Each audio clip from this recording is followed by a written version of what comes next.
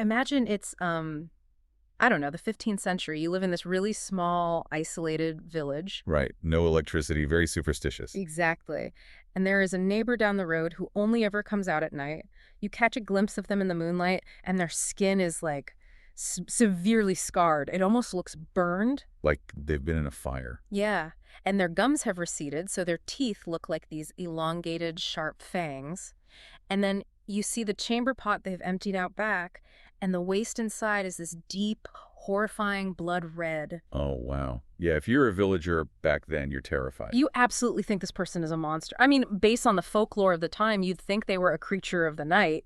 Right. Feeding on the innocent. Well, the real tragedy of that scenario is that the creature the village was fearing, and let's be real, probably hunting was actually just a human being. Right. A person suffering from a very real, completely misunderstood genetic mutation. I mean, we have centuries of Gothic literature and movies cementing the vampire into our nightmares. Oh, totally. But those specific traits, they didn't just come out of thin air. And that is the part of our source material today that completely stopped me in my tracks. Because before modern medicine, before we had microscopes or, knew what a double helix was, people still had to explain these frightening symptoms. They needed answers. Right, and they didn't have the terminology for genetics, so they built a mythology around monsters instead. So in this deep dive, we are looking at a medical condition called porphyria. The symptom overlap between this condition and the classic vampires it's so specific. Today, in the medical community, porphyria is actually often informally nicknamed the vampire disease. Okay, let's unpack this because we really need to separate the medical facts from centuries of superstition. I was looking at the breakdown in the sources, and I got a bit lost right out of the gate. It's complex, yeah. It is, because it seems like porphyria isn't just one distinct disease. It looks like a whole cluster of issues. So how do we even define what this is? Yeah, so we use porphyria as an umbrella term. It actually covers 8 different genetic disorders, and all of them essentially disrupt the body's red blood cells and their ability to function properly. Okay, so it's all about the blood. Exactly. And to understand the mechanics of that disruption, we really have to talk about a molecule called heme, H-E-M-E. Right. Every single person needs heme. It's a foundational, critical part of the hemoglobin in our blood. And hemoglobin is the protein that basically acts as a transport system. Moving oxygen around, right? Spot on. It grabs onto oxygen in your lungs and delivers it to every tissue in your body. Without heme, that entire transport system breaks down. Wow. So in a healthy body, you have these enzymes acting as like biological workers. And their whole job is to manufacture this heme through a very specific step-by-step process. And the sources mention these other chemicals called porphyrins. Where do they fit into all this? So porphyrins are the raw materials. The enzymes are supposed to take those porphyrins and synthesize them into heme. Okay, that makes sense. But in someone with porphyria, there is a genetic mutation that causes one of those essential enzymes to fail. So the synthesis process just gets blocked. And when that happens, those raw materials, the porphyrins, they don't just magically disappear, do they? No, they don't. They start building up in the body. I'm picturing the body's blood production like a literal factory assembly line. Oh, I like that. Yeah, so you've got the enzymes working on the factory floor, taking the raw materials, the porphyrins, and assembling them into the final product, which is the heme. But because of this genetic disorder, a worker in the middle of the line just falls asleep at the switch. The assembly stops, but nobody turns off the machine that pumps out the raw materials. That is a great way to look at it. And if those raw materials just keep coming and spilling over onto the factory floor, the body has to do something with them. Right, they can't just sit there. Exactly. They build up to toxic levels, which causes the heme that actually is produced to become unstable and degrade. The whole factory just grinds to a halt. That sounds disastrous. It is. All those leftover built-up porphyrins start wreaking havoc. And how that havoc presents itself really depends on which specific enzyme failed. Because there are 8 different types, right? Which dictates the type of porphyria a person has. We generally divide these 8 types into 2 main categories. The first one is acute porphyria. Now, I usually associate the word acute with something sudden and severe, like an acute injury. Does this mean the disease attacks the body all at once? Yeah, it manifests in sudden, severe episodes or attacks, and the symptoms are primarily internal and neurological. Neurological, Yeah, okay. so a patient experiencing an attack of acute porphyria is going to suffer from intense gastrointestinal upset, severe nausea, profound fatigue, and just debilitating abdominal pain. That sounds awful. It's incredibly painful. But the most significant symptom, especially when we were talking about the origins of folklore, is that these toxic porphyrin levels cause severe mental conditions. Like what? Including very vivid, terrifying hallucinations. What's fascinating here is if we place that symptom into a historical context, the hallucinatory aspect of acute porphyria could easily make a medieval patient truly believe they were cursed. Oh, absolutely. I mean, think about it. If you are living in the 15th century and suddenly you're violently ill, completely exhausted, and seeing supernatural visions, demons, or religious imagery that isn't actually there, your first thought isn't going to be, oh, I have an enzyme deficiency. No. Not at all. The village priest is going to be called immediately, and the diagnosis is going to be demonic possession. Right. The mental toll of the acute form of this disease just perfectly aligns with the medieval idea of a supernatural curse. I mean, the patient themselves might even confess to being afflicted by the devil because they are genuinely seeing monstrous things. That makes total sense for the psychological horror aspect, the madness, the visions, the sudden unexplainable illness. But when I think of acute porphyria explaining the mental toll, it doesn't quite explain the classic Hollywood vampire. Like, a hallucinating, nauseous person writhing in bed isn't exactly the suave-fanged creature lurking in a crypt that Bram Stoker wrote about. True. The acute category really just explains the fear of the unseen curse. To see the physical monster, the traits that made it into the Dracula novels and the movies, we have to look at the second category of the disease. Which is? Cutaneous porphyria. Cutaneous relates to the skin, and this is where the physical transformation happens. Yeah, reading through the symptoms of cutaneous porphyria in our sources was honestly chilling. It matches the vampire lore so perfectly. It really does. I mean, the most iconic weakness of the vampire is sunlight. If they step into the sun, they burn. And for someone with cutaneous porphyria, the built-up porphyrins in their skin react violently to ultraviolet light. Exactly. The porphyrins absorb the light energy, which triggers a chemical reaction that creates these volatile oxygen molecules. And what do those do? These molecules essentially attack the surrounding tissue. So the patient's skin becomes incredibly itchy, painful, and swollen in a matter of minutes. It is a severe adverse effect. Minutes? That fast? Yes.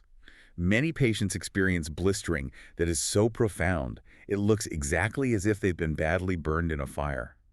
And this can happen after only a few minutes of exposure to direct daylight. Man, if you lived in a medieval village and every time you stepped into the daylight, your skin literally blistered and burned, you would absolutely stop going out during the day. You have to. You would stay hidden in the dark behind closed shutters, and you'd only ever leave your house at night to avoid the agonizing pain. And to your neighbors, who obviously don't understand the underlying biology, you simply become a sinister figure who hides from the light of God. You literally become a creature of the night. I have to play devil's advocate here, though. If these people were so severely sensitive to sunlight that they blistered in minutes, and they were profoundly anemic from the lack of functioning heme, how were they physically wandering around at night terrorizing villages? And that's a great question. Right. Wouldn't they be completely bedridden and incredibly weak? The vampire myth usually involves a creature with supernatural strength, not someone struggling with a debilitating chronic illness. Yeah, that is a crucial distinction to make. Porphyria is episodic. A patient isn't in a constant state of agonizing physical breakdown. Oh, I see. They experience periods of relative normalcy, followed by severe attacks triggered by environmental factors, diet, or stress. So during a good period? During a remission period, they might venture out at night to socialize or gather supplies. They'd still avoid the sun out of habit and self-preservation, of course. And their appearance would still be pretty shocking. Exactly. The scarring from previous blisters, the extreme paleness from avoiding the sun, it would be startling to the villagers. Over time, fear and rumor take that startling appearance and exaggerate it into the supernatural. A person just walking quietly at night to avoid pain becomes a monster prowling for victims. And the physical appearance gets even more visually striking when you look at the mouth. I always wondered why vampires specifically had elongated teeth. Cutaneous porphyria actually changes the gum line, doesn't it? It does. The repeated damage to the skin and tissues from those porphyrin reactions can cause severe receding of the gums. Ouch. Yeah, and as the gum tissue pulls back, the regular teeth are exposed far more than usual. The canines in particular look elongated, sharp, and very fang-like. Add that to the final visual, the blood. The sources mention that massive buildup of porphyrins has to go somewhere, so the body tries to excrete them. Right through the kidneys. And when they pass through the urine, they turn as a deep, dark red. An uneducated villager seeing that waste would make a completely rational, though totally flawed, cause and effect deduction. Yeah, if your waste look like massive amounts of blood, you must be consuming massive amounts of blood. Exactly. But the terrifying irony here is that the medical professionals at the time actually validated that fear, didn't they? They did. They saw these patients suffering from severe anemia, looking pale and weak. And the dominant medical theory for centuries was humorism. The four humors, right? Yes. The idea that the body was governed by four humors, including blood. If a patient was lacking vitality and their blood seemed weak, the prescribed medical treatment was to fortify it. By drinking actual blood. Yes. I mean, the sources note that medieval doctors advised these patients to go to the local butcher and drink the fresh blood of a cow or a pig to raise their iron levels and regain their strength. It sounds barbaric now, but it was standard advice. Wait, so the medical cure actively forced these poor patients to act out the exact nightmare the villagers were terrified of? Literally, yes. The doctor prescribes animal blood for anemia. The villagers see this night-dwelling, fang-toothed, scarred individual actively drinking blood. That is just wild. It becomes a horrific, self-fulfilling prophecy where the treatment for the disease just reinforces the mythology of the monster. And the final puzzle piece is the garlic, a vampire's greatest weakness, besides the sun. I always thought garlic was just a random folk remedy, like putting a horseshoe over your door. Most people do. But it's deeply rooted in the biology of the disease. Garlic is incredibly high in sulfur. It is. And for a patient with porphyria, consuming sulfur is a massive trigger. The chemicals in garlic actually stimulate the liver to produce even more of the enzymes involved in heme synthesis. Which is the broken assembly line. Right, so that just ramps up the production of porphyrins, causing a severe, painful attack of the disease. So a patient would learn, through agonizing trial and error, that eating garlic or even just being around the strong oils and smell of it makes them violently ill. Exactly. They would physically recoil if someone offered them a dish heavily seasoned with it. If we connect this to the bigger picture, you can see the absolute tragedy of the historical porphyria patient. It's heartbreaking. Every single action they take to survive is interpreted by society as proof of their monstrous nature. They hide from the sun to prevent their skin from burning. They drink animal blood because their doctor told them it would cure their anemia. Right. They avoid garlic because it triggers severe pain. And they are condemned and hunted for the exact things they are doing to try and stay alive. It is profoundly sad. You are suffering from a painful, exhausting genetic disorder, and your entire community thinks you're a literal demon. Yeah. So we've mapped out how this genetic mutation created a 15th century monster in the minds of villagers. But what I found equally fascinating is that this disease didn't just stay in isolated rural areas. No, it actually found its way into the highest, most well-documented, wealthiest castles in all of Europe. Because it's a genetic disorder, it travels along family lines. And European royalty and nobility were historically very selective about marriage. To put it mildly. Right. Often keeping bloodlines extremely close to consolidate power and wealth. Which creates the perfect biological environment for a rare genetic disorder to flourish and concentrate.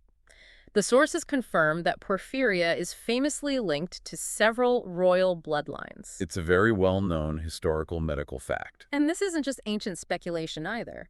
There was a modern case confirmed in 1968 involving a cousin of Queen Elizabeth II who was officially diagnosed with the disease. Right. Having that modern, undeniable medical documentation proves that the genetic trait for porphyria is sitting right there in the British royal family tree. That is crazy. And knowing that, medical historians have started looking backward, conducting retrospective diagnoses on historical figures. I was actually wondering how they do that. You can't exactly draw blood from someone who's been dead for 300 years. How do historians confidently diagnose a king with porphyria rather than just assuming he was eccentric or suffered from typical mental illness? Well, they dig into the physical archives. They look at surviving letters, personal diaries, and most importantly, the meticulous logs kept by royal physicians. Ah, the doctor's notes. Exactly. The most famous example of this detective work surrounds King George III. The monarch who lost the American colonies. Yes. For decades, history just labeled him the Mad King and assumed he had schizophrenia or bipolar disorder. But when modern researchers actually read the physician notes, they found details that pointed directly away from standard psychiatric illness and right toward acute porphyria. Right. The physicians documented severe bouts of debilitating abdominal pain that always accompanied his mental confusion. Schizophrenia doesn't cause acute gastrointestinal distress. Makes sense. Furthermore, the physicians recorded something incredibly specific. During these attacks, the king's urine was reported to be dark red, or sometimes a strange bluish purple. Wow. Which is a hallmark sign of porphyrins oxidizing in the light. So they matched the physical symptoms to the mental breakdown. The acute category of porphyria causes those exact neurological episodes, the profound hallucinations and mania triggered by the toxic buildup. And George III wasn't the only royal they suspect. The sources mention a lot of speculations surrounding Mary, Queen of Scots. Yes, she suffered from similar bouts of severe illness throughout her life. Unexplained abdominal pain, lameness, and mental distress that strongly mirror the episodic attacks of porphyria. So it was just quietly shaping history. Yeah, by tracking the lineage and the specific combination of physical and mental symptoms recorded in historical documents, researchers map how the vampire disease was shaping the fate of empires from inside the palace walls. Here's where it gets really interesting. When you talk about European castles, nobility, and vampires, you inevitably run into the ultimate inspiration for the entire legend. Vlad the Impaler. Vlad the Impaler, the historical prince of Wallachia in the 1400s, whose brutal reputation famously inspired Bram Stoker's Dracula. With the disease being so prevalent in Eastern European nobility, did Vlad the Impaler actually have porphyria? It is a brilliant theory, and for a long time it was a very popular rumor, even among historians. It would neatly tie the medical reality and the literary myth into one perfect package. It makes a great story. It does. People assumed that because he was nobility in the right geographic area, and because his cruelty involved immense amounts of blood, he must have been suffering from the mental and physical degradation of porphyria. But the sources are pretty definitive that this is where we have to draw a line between a good story and historical reality. Yes. There is absolutely no historical evidence to support the theory that Vlad had porphyria. None. None. When researchers apply the same rigorous retrospective diagnosis techniques they used on King George III, Vlad's records come up empty. There are no contemporary accounts of him avoiding sunlight, suffering from skin blistering, having discolored urine, or experiencing episodic bouts of madness and abdominal pain. So his connection to the vampire myth is purely based on his notorious cruelty. Correct. His reputation for impaling his enemies was so horrific that hundreds of years later, when Bram Stoker was looking for a historical name to attach to the local folklore of blood-drinking monsters, Vlad was just the scariest guy on record. Precisely. Vlad provided the name and the brutal reputation, while the genetic reality of porphyria provided the physical traits of the monster. The fangs, the sunlight aversion, the garlic trigger. They just mashed them together. Right. Over centuries, human storytelling merged the terrifying medical reality of the disease with the historical cruelty of a warlord to create the ultimate villain. It is wild to think that a genetic mutation passed down quietly through family trees inadvertently provided the blueprint for a monster that we still dress up as for Halloween. It's pretty amazing. But that raises an important question. Now that we have 21st century medicine and we've mapped the human genome, have we actually defeated the vampire disease? Like, is there a cure today? Well, there is still no cure for porphyria. Because it is a fundamental error in the genetic code, we can't simply erase it. Right. However, the reality for patients today is vastly different than it was for the villagers in the 15th century. We can actively manage the disease. The sources outline modern medications that can intervene in that broken assembly line we talked about earlier. There are treatments that successfully reduce the buildup of those toxic porphyrins. Yes, and by lowering those levels, doctors can prevent the heme from degrading and stop the catastrophic cascade of symptoms before an attack even fully begins. That's a game changer. Absolutely. With proper medical intervention, diet management, and avoiding specific triggers, patients diagnosed with porphyria today can live relatively normal, healthy lives. Wow. The hallucinations, the severe blistering, the need for horrific medieval cures, those belong to the past. Though reading through the modern management protocols, there is a lingering irony that I couldn't ignore. Oh. Yeah, even with all our advanced medications and our deep understanding of enzymes, the absolute best way to protect against a cutaneous porphyria attack is still reducing sun exposure. Yeah, that is the lingering reality of the condition. Even in the 21st century, management feeds slightly into those old stereotypes. Because they still have to hide from the sun. A patient with cutaneous porphyria still has to be incredibly vigilant about ultraviolet light. They often wear heavily protective clothing, avoid going out during peak daylight hours, and modify their environment to stay safe from the sun. The biological trigger hasn't changed, only our understanding of it has. So what does this all mean? We take a step back and look at this journey from terrorized medieval villages to the modern medical management of a genetic disorder. Thankfully, it means we live in a world that fundamentally understands biology better. Much better, thankfully. We know that those suffering from porphyria aren't monsters to be feared, hunted, or ostracized. They're patients managing a complex chronic condition. And honestly, considering the history, anyone living with porphyria today can technically claim to be directly linked to the biological origins of the most legendary creature in pop culture, which is a pretty fascinating legacy. It's a legacy that highlights the incredible power of human storytelling and how desperately we try to make sense of the unknown. Yeah. If centuries of terrifying, entrenched vampire legends, the fangs, the sunlight, the garlic, were actually just a society's attempt to explain a rare, misunderstood blood disorder, it leaves us with something very profound to consider. Which is? What modern-day myths, unexplainable phenomena, or marginalized conditions are we currently judging or fearing today, simply because our science hasn't quite caught up yet? That is an incredible thought to leave on. Are we still looking for monsters in the dark just because we haven't fully illuminated the science behind them? That's definitely something to think about the next time you hear a bump in the night or read about a new, unexplained medical phenomenon. Until next time, keep digging, keep questioning, and keep diving deep.